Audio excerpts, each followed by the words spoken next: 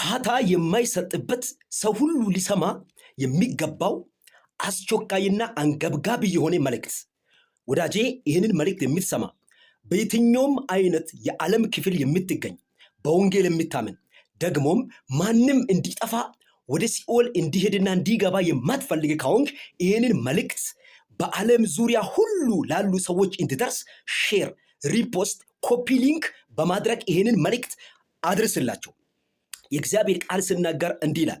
የዕብራውያን መልእክት ምዕራፍ 7 ከቁጥር 23 እስከ 25 ያለውን እንዲህ ላንብብላችሁ።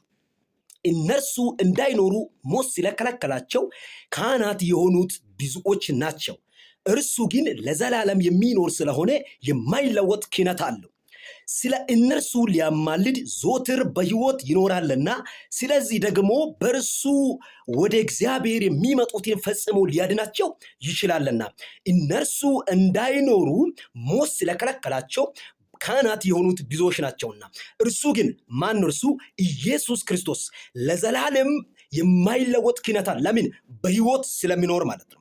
ስለሆነም ስለ እነርሱ ሊያማልድ በሕይወት ይኖራልና፣ ከዛስ በእርሱ በኩል የሚመጡትን ሊያድናቸው ፈጽሞ ሊያድናቸው ይችላልና ይላል። ከዚህ ጋር የሚገናኝ የሚስማማ አንድ መጽሐፍ ቅዱስ ክፍልን ልጨምር። ዮሐንስ ወንጌል ምዕራፍ 14 ቁጥር 6 ላይ የእግዚአብሔር ቃል እንዲህ ይላል። ኢየሱስ ክርስቶስ እንዲህ ብሎ እውነቱን ተናገረ። እኔ እውነት ነኝ፣ እኔ ሕይወት ነኝ፣ እኔ መንገድ ነኝ አለ። በእኔ በኩል ካልሆነ በቀር ማንም ወደ እግዚአብሔር ወደ ዘላለማዊ መንግስት ሊመጣ ሊደርስ የሚችል የለም በማለት ዘጋ ማለት ነው። ሌላ መንገድ አማራጭ ጎዳና የለውም። ኢየሱስ ክርስቶስ በእኔ በኩል ካልሆነ በቀር ማንም ወደ አብ ሊመጣ ወይም ሊደርስ የሚችል የለም ብሎ ዘግቶታል። የዕብራውያን ጻፊም እንዲሁም በእርሱ በኩል ወደ እግዚአብሔር የሚመጡትን ሊያድናቸው ይችላልና ይላል። ሌሎች ሊያድኑት ያልቻሉት፣ ካህናት ሊያድኑት ያልቻሉት፣ ሰማዕታት ሊያድኑት ያልቻሉት፣ ቅዱሳን ሊያድኑት ያልቻሉበት ምክንያት ምንድን ነው ተብሎ ሲጠየቅ እነርሱ በሕይወት የሉምና፣ ኢየሱስ ክርስቶስ በሕይወት ስላለ በሕይወት ስለሚኖር በእርሱ በኩል ወደ እግዚአብሔር የሚመጡትን ፈጽሞ ሊያድናቸው ይችላልና ይላል።